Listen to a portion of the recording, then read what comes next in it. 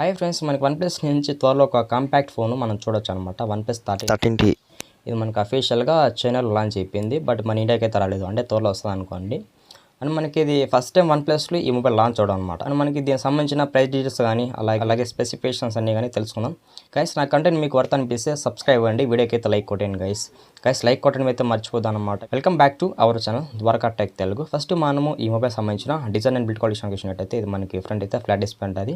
Back అయితే glass finish ఉంటుంది అనమాట. సైడ్ అయితే మనకి ఇక్కడ మెటల్ ఫ్రేమ్ యూజ్ చేస్తారని చెప్తున్నారు. అలాగే మనకి డెవిల్ స్టోరేజ్ స్పీకర్స్ రాబోతుంది. అలాగే ఇది మనకి in display finger print support ఉందని చెప్పవచ్చు.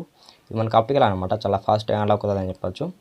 ఇంకా చూడండి, మనకి IP65 వాటర్ సపోర్ట్ ఉందన్నమాట. ఫుల్లీ వాటర్ కాదు, ఇక్కడ మీరు ఆలోచించాలి. మనకి చిన్న చిన్న డ్రాప్స్కి అలాగే డస్ట్ ప్రూఫ్కి సపోర్ట్ చేయగలదన్నమాట. ఇంకా మనకి థిక్నెస్ విషయానికి వచ్చినట్టయితే ఇది మనకి 8.2 mm థిక్నెస్ ఉంటుంది. 85 grams అయితే వెయిట్ ఉంటుంది అనమాట. అంటే కొంచెం లైట్ వెయిట్ అనుకోండి. అంటే హ్యాండ్ ఫీల్ కూడా పెద్దగా ఉండదు. మొబైల్ చేతిలో ఉన్న ఫీలింగ్ అయితే ఉండదు అనమాట. మనకి డిజైన్ విషయానికి వచ్చినట్టు ఈసారి డిజైన్ చాలా చేంజ్ ఉందన్నమాట. నాకు డిజైన్ చూస్తేనే ఐఫోన్ గుర్తుకు వచ్చింది అనమాట. ఎందుకంటే మనకి సైడ్ కానీ అలాగే ఎడ్జెస్ కానీ అలాగే బెజల్స్ కానీ చూస్తే మొత్తం ఐఫోన్ గుర్తుకొచ్చింది అనమాట. ఎందుకంటే ఆ మాత్రం డిజైన్, అంటే డిజైన్ ఇన్నోవేటివ్ అని చెప్పొచ్చు అనమాట ఈసారి వన్‌ప్లస్ నుంచి. ఇంకా మనకి డిస్ప్లే విషయానికి చూసుకుంటే ఇది మనకి 6.3 inches LTPO AMOLED డిస్ప్లే రాబోతుంది అనమాట. మనకి క్రైస్టల్ షీట్ గ్లాస్ ఇది యూజ్ చేస్తారని చెప్పొచ్చు. అలాగే మనకి 1.5 రెజల్యూషన్ ఉందని చెప్పొచ్చు అనమాట. అంటే మనకి ఇమేజ్ క్లారిటీ కానీ అలాగే విజువల్ ఎక్స్పీరియన్స్ కూడా కొంచెం బెటర్ ఉందని చెప్పొచ్చు. మనకి ఇందులో HDR10+ సపోర్ట్ ఉంది. అలాగే డాల్బీ విజన్ సపోర్ట్ ఉంది అనమాట.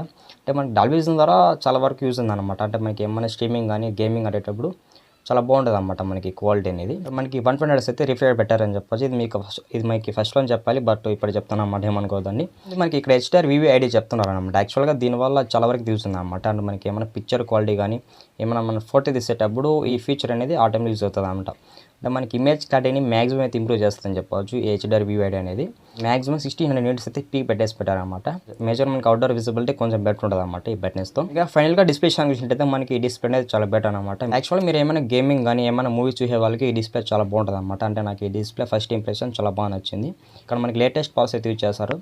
మనకి Qualcomm Snapdragon 8 Elite ప్రాసెసర్ అయితే ఇచ్చేసారనమాట. మనకి 3 nm బిల్డ్ అండ్ ప్రాసెసర్ అనమాట. LPDDR5X ఉంటుంది. అలాగే UFS 4.0 రాబోతుంది అనమాట. మనకి ర్యామ్ అండ్ స్టోరేజ్ టైప్ కూడా కొంచెం అడ్వాన్స్ ఉందన్నమాట.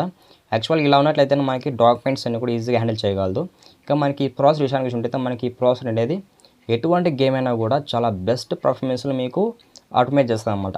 ఇంకా మీరు ఏమైనా నార్మల్ యూజ్ కానీ అలాగే జనరల్ యూజ్ కూడా మీకు ఈ ప్రాసెసర్ అనేది చాలా బాగుంటుంది అనమాట. ఫ్రెండ్స్, ఇంకా మనము కెమెరా విషయానికి చూసినట్టయితే ఇది మనకి డబుల్ క్యామ్ సెటప్ ఉంటుంది అనమాట. ఈసారి కెమెరా డిజైన్ చాలా చేంజ్ చేస్తారని చెప్పొచ్చు. అంటే మనకి వన్‌ప్లస్ ఉన్న కెమెరా డిజైన్ అయితే ఇది కాదనమాట. మనకి ఇక్కడ మెయిన్ కెమెరా ఉంటే 50 MP పెట్టారనమాట. ఇది మనకి Sony LV80 800 సెన్సర్ అయితే ఇచ్చేసారు. ఈ సెన్సార్ కొంచెం బెటర్ అని చెప్పొచ్చు అనమాట. మనకి ఇక్కడ మెయిన్ కెమెరాకి వాయిస్ కోడ్ సపోర్ట్ ఉంది. మెయిన్ కెమెరా నుంచి కూడా మంచి ఫోటోస్ అయితే మనం ఎక్స్పెక్ట్ చేయొచ్చు అనమాట. ఎందుకంటే రేర్ కెమెరా చేసుకొని మ్యాక్సిమం 4K 30 fps వరకు అయితే వీడియో రికార్డ్ చేసుకోవచ్చు విత్ డాల్బీ విజన్లో. అంటే మనకి వీడియో క్వాలిటీ కూడా చాలా బాగుంటుందని చెప్పొచ్చు. అంటే నాకు డౌట్ వచ్చిందన్నమాట, మనకి ఇక్కడ 4Kనా లేకపోతే 8K కూడా సపోర్ట్ చేస్తుందని డౌట్ వచ్చిందన్నమాట. చూడాలన్నమాట. ఎందుకంటే కొన్ని రూమర్స్ ప్రకారం 8K అంటున్నారు. ఇంకో సెకండరీ కెమెరా విషయానికి ఉంటే మనకి ఇక్కడ 50 MP పెట్టారనమాట. ఇది మనకి టెలిఫోటో కెమెరా అని చెప్పొచ్చు. ఇంకా టెలిఫోటో కెమెరా అంటే చెప్పవలసినది అనమాట. మనకి టెలిఫోటో కెమెరా వచ్చే ఫొటోస్ ఏ కెమెరా రావు, అంతా బాగుంటాయి అనమాట టెలిఫోటో కెమెరా ఫొటోస్ అనేటివి. అలాగే మనకి ఇక్కడ అప్ టు 2x వరకు అయితే ఆప్టికల్ జూమ్ పెట్టారనమాట. అంటే మనకి జూమ్ ఎఫెక్ట్ ఎంత తక్కువ ఉండే ఫొటోస్ అనేవి అంత డీటెయిల్ క్యాప్చర్ చేయాలన్నమాట. అలాగే ఫ్రంట్ కెమెరా విషయానికి ఉంటుంది మనకి ఇక్కడ 16 MP పెట్టారనమాట. ఇది రూమర్స్ ప్రకారమే కన్ఫర్మ్ కదని చెప్పాలి. అంటే 16 MP ప్లేస్లో 32 MP పెడితే చాలా బెటర్ అనుకుంటున్నా. చూద్దాం మరి. ఇక్కడ కెమెరా ఫీచర్స్ ఏమైనా అంటే మన ఎరేజర్ కానీ అలాగే ఫోటో ఎన్హాన్స్మెంట్ ఇలాంటి కొన్ని ఫీచర్స్ ఉంటాయని చెప్పొచ్చు అనమాట. మనకి బ్యాటరీ విషయానికి చూసింటే మనకి 6300 mAh బయట పెట్టని చెప్పవచ్చు. ఇది కూడా కన్ఫర్మ్ కాదు, రూమర్స్ ప్రకారం అంటున్నారు అనమాట. బట్ చూడాలి. 3 to 4 days వచ్చేదానికి ఛాన్స్ ఉంటుంది అనమాట ఈ బ్యాటరీ కూడా.